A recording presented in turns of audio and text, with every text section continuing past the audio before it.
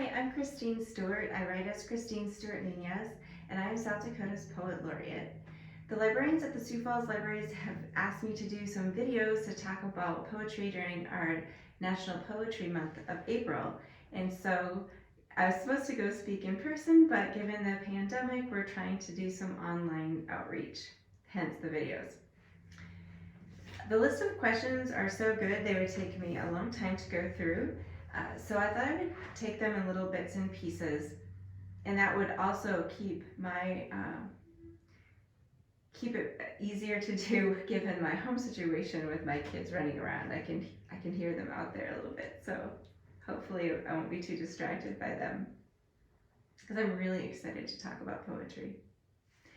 Some of the questions were regarding my experiences with poetry. Other questions involved how the Poet Laureate gets chosen and what my projects are. So I'd like to talk about those last two topics in this video. The history of all the Poet Laureates in the United States are unique depending on the state they're from. And for South Dakota, for a long time, it was the law in South Dakota that the South Dakota State Poetry Society would choose the Poet Laureate and then nominate the Poet Laureate to the governor, and the governor would appoint that person for life. And then I think around 6 Poets Laureates before me were all chosen that way, and they served lifetime, many decades until the end of their lives in the Poet Laureate, as Poet Laureate, except for David Allen Evans, and he didn't want to die in the post. So a few years after he retired from South Dakota State University, he and Bruce Roseland, the president of South Dakota State Poetry Society, got together and they decided to lobby that for the law to change regarding the Poet Laureate in South Dakota. So they asked for it to be a more rotating scenario, so not lifetime, but for 4 years, in order to get some different experiences in the role, because there are many poets in South Dakota, and we all bring different perspectives on how to promote the reading and writing of poetry across the state, which is the purpose of the Poet Laureate. We're kind of an ambassador for poetry.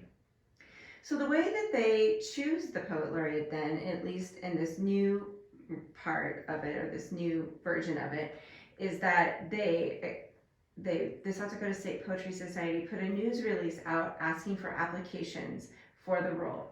And they were looking for 2 things. First, they were looking that you had some experience with poetry, that you're passionate about it, that you're excited about it.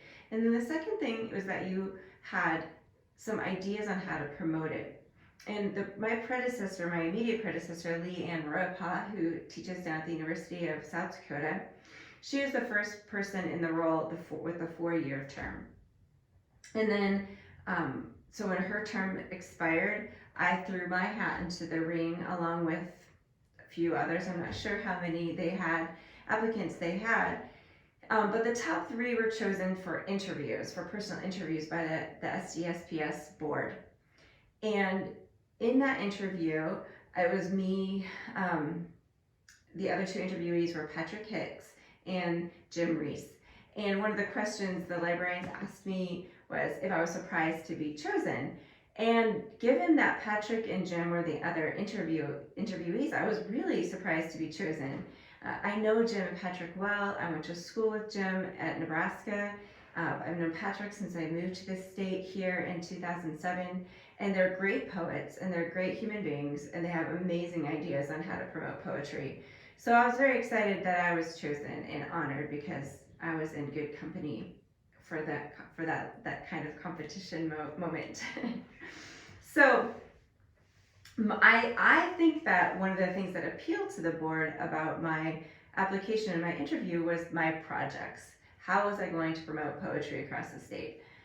And my answer is twofold, or my plans are twofold. One is to do an anthology called South Dakota in Poems, and to gather up the writing of contemporary South Dakotans, people writing right now about their lives here in the state. And I got that idea based on two ideas that I kind of merged. And one of them was Ted Cruzer's American Life and Poetry newspaper column. And I was one of the graduate students who helped Ted launch that project when he was the National Poet Laureate, and I was a graduate student in Nebraska. And I really liked how these were short, charming poems with an accessibility that you could just read in the newspaper over a cup of coffee.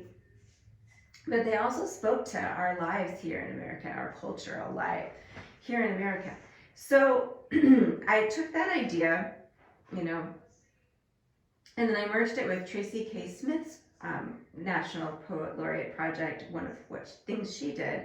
And I actually saw her out in Spearfish when she was in South Dakota doing a program, and she has an anthology of 50 poems that she used as discussion points. So she passed out the anthologies, and she chose a few to read, and we all discussed them. And even though she did read some of her own poetry, she's a very accomplished poet, very amazing writer. Her emphasis was on the discussion of other people's work, which I really admired.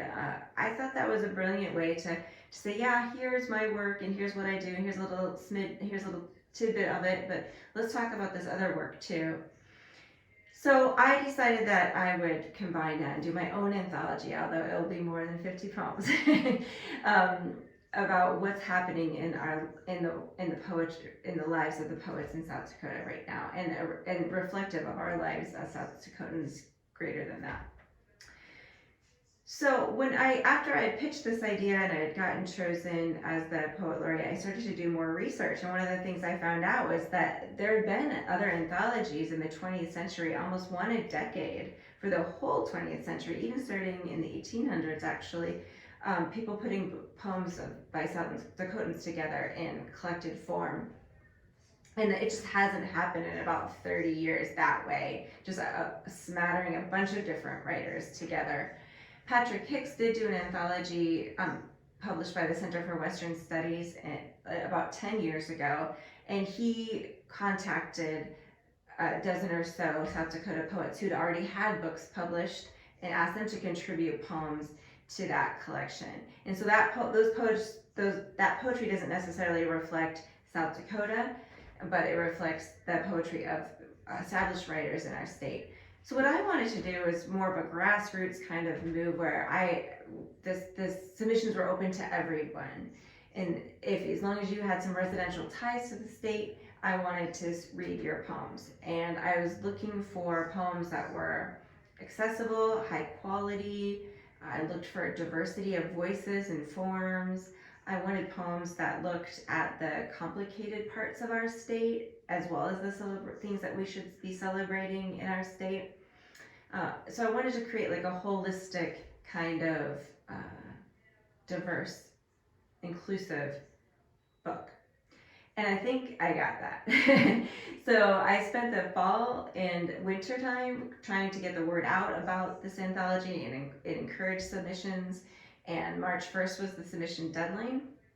And now I've spent the last few weeks looking through the hundreds and hundreds of poems that that was submitted to my project, just really enjoying all the high quality work, the amazing things people have to say, learning about new poets in the state I didn't know about, and looking at poems from poets I did know, but I hadn't read these poems yet. So it's just been a real treat to engage this work this way. And so I hope to have that book launched at the Festival of Books in October 2nd through the 4th, and that will be here in Brookings.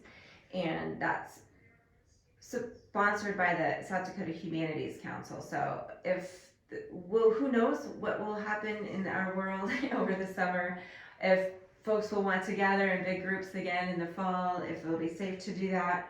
But if things go, if the virus and the pandemic is over in the summertime, then in the fall we might be ready to go gather around and really look at the wonderful work by South Dakota writers and South Dakota poets in this anthology.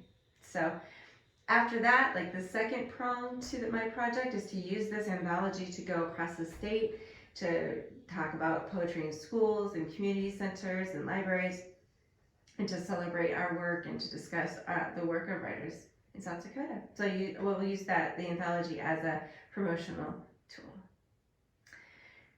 So I hope to do a few of these other videos. We'll see. So far, my kids haven't interrupted me, so I feel like that's pretty lucky.